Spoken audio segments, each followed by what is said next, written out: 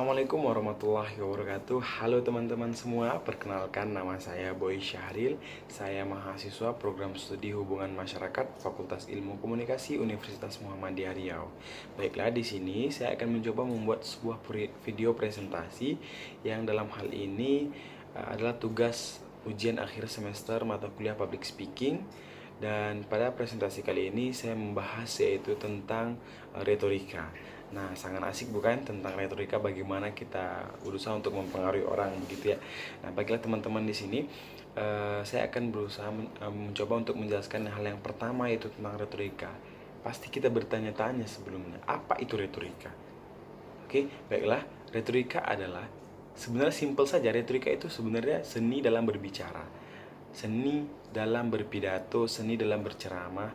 Yang jelas retorika adalah seni dalam berbicara, baik itu berbicara kepada personal maupun berbicara kepada halayak banyak. Nah, jadi berbicara itu memiliki seninya sendiri begitu. Jadi komunikasi juga tidak mentok-mentok hanya ngomong-ngomong, bicara-bicara, namun juga memiliki seninya. Nah, kenapa komunikasi memiliki seninya? Nanti kita pelajari sama-sama ya teman-teman. Nah, kemudian yang kedua, mungkin sebelum kita masuk lebih dalam mengenai retorika, baiklah saya akan mencoba menjelaskan, ingin memberitahu bahwa elemen dasar dari komunikasi mungkin ini tidak asing lagi bagi teman-teman, bagi teman-teman yang sudah yang dari jurusan komunikasi, yaitu ada 5 dasar elemen komunikasi. Nah, yang pertama apa? Yang pertama itu sumber atau yang biasa kita kenal dengan komunikator.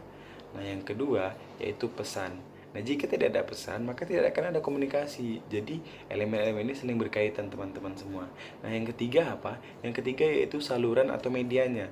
Nah, dalam berkomunikasi, seorang komunikator ingin menyampaikan pesan menggunakan media apa, melalui apa, menggunakan apa begitu.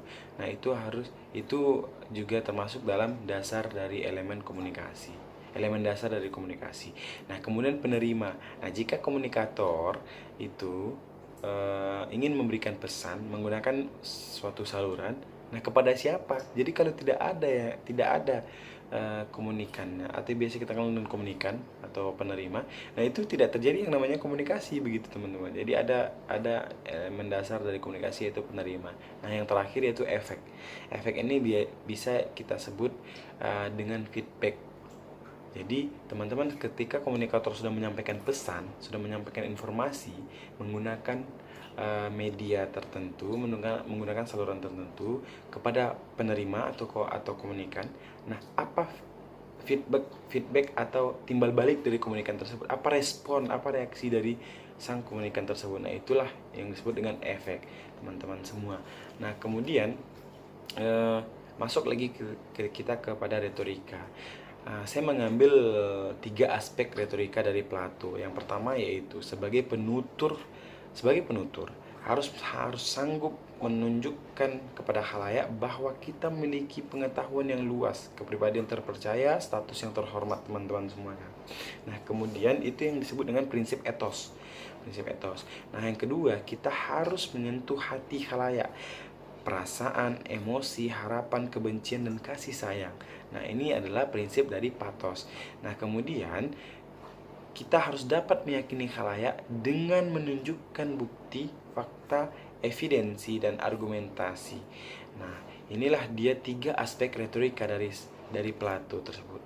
Nah, dari yang pertama, sebagai penutur sanggup menunjukkan kepada khalayak bahwa kita memiliki pengetahuan luas, kepribadian terpercaya, kemudian status yang terhormat begitu teman-teman. Kemudian yang kedua ada harus menyentuh perasaan khalayak, emosi, harapan, kebencian, dan kasih sayangnya. Nah, yang ketiga menunjukkan bukti, fakta, evidensi, dan argumentasi yang sangat kuat. Begitu ya teman-teman semuanya. Nah, baiklah, selanjutnya itu pengaturan pesan. Disesuaikan dengan urutan motif dari proses berpikir manusia, yaitu pertama kali yaitu perhatian. Nah, kita harapkan perhatian dari lawan bicara kita. Kita harapkan perhatian dari audiens kita. Nah, yang kedua itu kebutuhan. Kita harus mengetahui apa kebutuhan dari audiens kita, apa kebutuhan dari lawan bicara kita. Nah, dan yang ketiga itu pemuasan. Pemuasan di sini maksudnya bagaimana kita mampu memuaskan perasaan lawan bicara kita atau perasaan audiens kita. Nah, yang ketiga visualisasi. Visualisasi pendukung dari bagaimana kita menyampaikan pesan, bagaimana kita mempengaruhi orang dalam berkomunikasi. Nah, yang ketiga tindakan tadi. Nah, tindakan tadi itu timbal baliknya bagaimana, reaksinya bagaimana, apakah yang kita sampaikan, yang kita bicarakan, yang kita komunikasikan itu membuat audiens atau komunikan kita itu terpengaruh dalam hal ini yang positif begitu. Apakah yang kita sampaikan, apakah yang kita uraikan, apakah yang kita berikan itu mampu mempengaruhi sehingga berdampak baik kepadanya, seperti melakukan tindakan-tindakan setelah yang kita sampaikan begitu teman-teman ya. Oke, selanjutnya itu pernyataan penting. Apa pernyataan penting tersebut? Apabila ingin mempengaruhi orang lain, maka rebutlah perhatiannya. Nah, bisa digarisbawahi yaitu rebutlah perhatiannya. Jadi pertama kali kita ingin mempengaruhi orang lain, maka kita harus bisa merebut perhatiannya dulu untuk fokus kepada kita agar mampu menerima informasi atau pesan yang ingin kita sampaikan.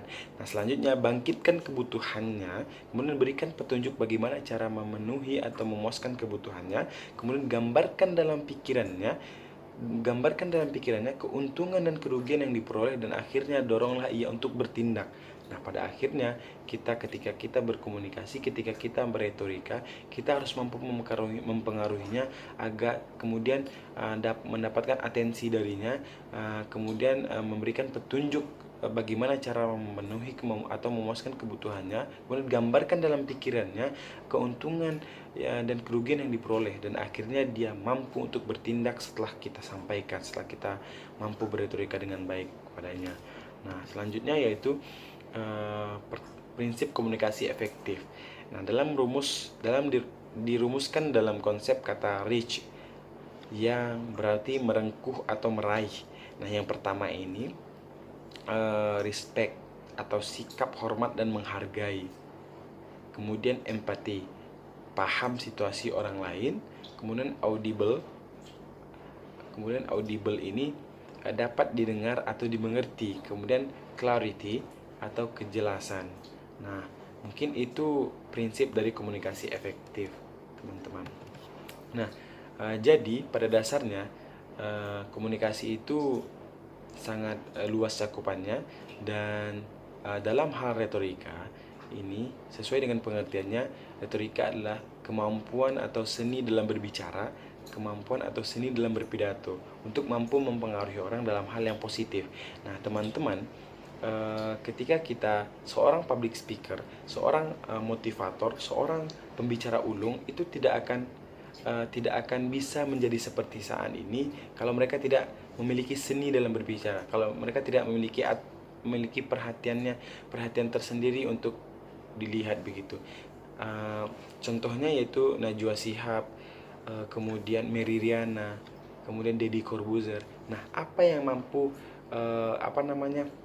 selain mereka itu juga public figure, mereka juga memiliki seni berbicara yang baik, retorika yang baik. Maka dari itu mereka sangat digemari dan disukai oleh banyak orang begitu. Baiklah, mungkin sekian yang dapat saya sampaikan. Lebih dan kurangnya saya mohon maaf. Mungkin sampai ketemu di lain kesempatan, dan semoga ilmu yang sedikit saya berikan ini dapat bermanfaat, dan semoga teman-teman bisa mengambil hal yang baik yang saya sampaikan ini, dan kita semoga bisa ketemu lagi, dan kita semoga bisa belajar bersama-sama mengenai komunikasi, karena komunikasi itu ilmu yang sangat-sangat penting dan sangat-sangat bermanfaat untuk harus dipelajari terus-menerus begitu, teman-teman. Terima kasih atas perhatiannya. Lebih dan kurangnya sekali lagi saya mohon maaf. Billahi fisabilil haq, fastabiqul khairat. Wassalamualaikum warahmatullahi wabarakatuh.